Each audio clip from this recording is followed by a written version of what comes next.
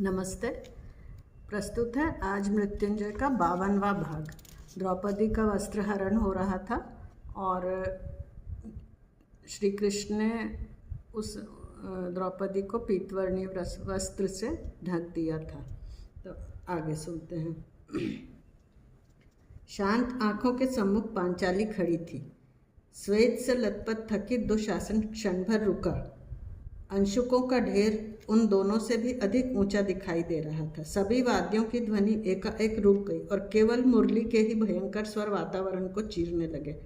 पांचाली की देह पर पीतवर्णी वस्त्र झिलमिला रहा था, सुवर्ण धागों से बने हुए वस्त्र जैसा। मुझे ऐसा लगा जैसे पहले भी कभी मैंने ऐसा देखा हो। सारी शक्ति एकत्रित कर उस वस्त्र को भी खींचने के लिए दुशासन ने हाथ बढ़ाया।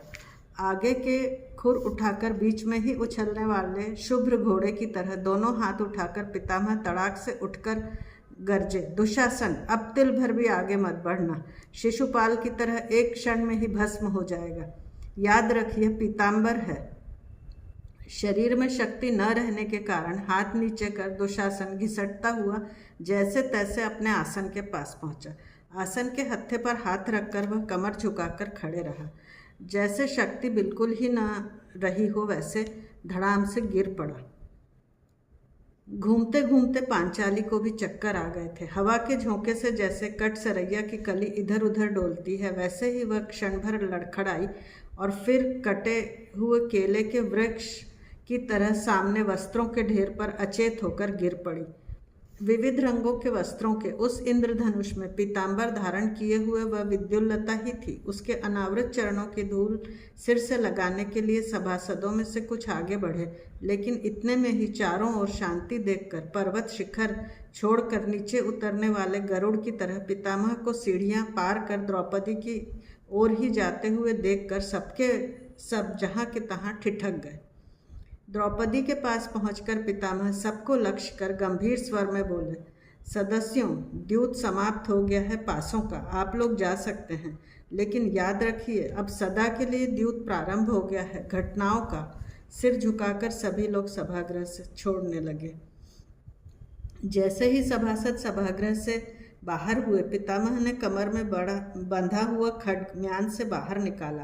पाषाण की अचल प्रतिमा की तरह आसन पर बैठा हुआ मैं मेघाच्छादित गगन का प्रातःकाल देखकर आने वाले दिन के अर्थ जानने का प्रयत्न कर रहा था। आज का पूरा दिन आश्चर्य, भ्रम, रहस्य, अधपतन, मूढ़ता, क्रूरता तथा अविवेक के अतिरिक्त और क्या था। परंतु पितामह के हाथ में धारदार तलवार देखकर विस्मय के एक और प्रचंड आखाड़ से मेरा मन क्षण भर के लिए कांप गया। क्या है इनके मन में? अब और क्या देखना पड़ेगा? दायां पैर मोड़कर वीरासन की स्थिति में वे वस्त्रों के ढेर के पास नीचे बैठ गए। पीठ पर धीरे से हाथ रख पांचाली कहकर उन्होंने द्रौपदी को पुकारा। अंशुकों का ढेर हिला, लेकिन वह वैसी ही निश्चित पड़ी थी। पितामह ने पीताम्बर का छोर उठाया और हाथ में लगे हुए खड्ग से पीताम्बर से जुड़ा हुआ आकाशवर्णी अंशुक सर्र से काट दिया। जिस पीताम्बर के संबंध में उन्होंने दुशासन को गंभीर चेतावनी दी थी कि वह हाथ भी न लगाए, उसी पीताम्बर को उन्होंने सहज ही हाथ में लेकर खड्ग से अलग कर दिया। उन्होंने यह कैसे किया? पितामह ने उठकर संकेत दिया। आसन से उठने की मेरी भी इच्छा नहीं हो रही थी।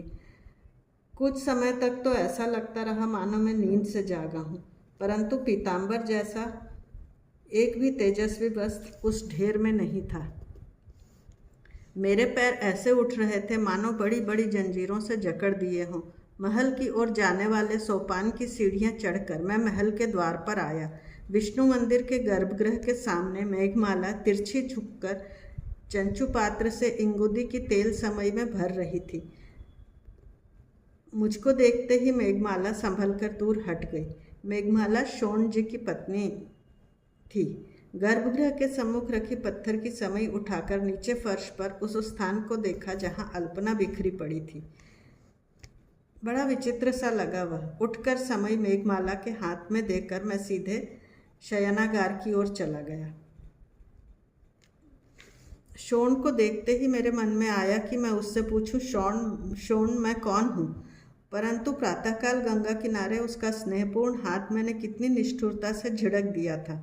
उससे कुछ भी न कहकर मैं शयनागार की ओर मुड़ा, परंतु वह स्वयं ही सामने आकर बोला, भैया ठहरो। आखिर वह मेरा सगा भाई था। भैया, सबने आज तुमसे प्रातःकाल गंगा में खड़े होकर अर्घ्यदान देने का आग्रह क्यों किया था, यह अब भी ज्ञात हुआ या नहीं? शोन, वह ज्ञात भी हो जाए तो उससे अब कोई लाभ नहीं, परंतु जिनके लिए तुम जीवन के सभी आदर्श दांव पर लगा देते हो, वे तुम्हारे बारे में क्या सोचते हैं, यह तो तुम्हें ज्ञात होना ही चाहिए। क्यों भेजा था सबने आज प्रातःकाल आग्रहपूर्वक मुझको गंगा किनारे? आज के द्यूत के पासों की कौड़ियाँ भीम वधित जरासंध के हाड़ों की थी, जिसको तुमने द्वंद्व में जीवन दान दिया था। क्या क्या कह रहे हो शोन? क्या जरासंध के हाड़ लाने के लिए दुशासन मगधों के राजगृह गया था? मैंने उसे कंधे से पकड़कर झकझोरा। हाँ, तुम्हारे शब्दाघात के साथ ही कौड़ियाँ थरथराती हैं, यह अच्छी तरह जानकर सबने तुमको द्यूत समाप्त होने तक बड़ी चतुराई से आज सभागृह के बाहर रखा था। कौड़ियाँ तुमसे और भीमसेन से ही थरथराती थी। तुमने यह सब कैसे जाना? सत्यसेन से। आज का पूरा दिन ही आश्चर्य का रहस्यमय जाल बुनने वाला दिन था। शोण, जाओ तुम, परंतु ध्यान रखना प्रातःकाल तुमको मैंने झिड़क दिया था, इसलिए मेरे प्रति अन्यथा भाव न रखना। भैया, तुम्हारे चरणों पर मृत्यु भी आए तो मैं उसको ऐसे हृदय से लगा लूँगा जैसे गंगा की तट की सीपियों को अंजलि में भरकर मैं हृदय से लगा लेता हूँ।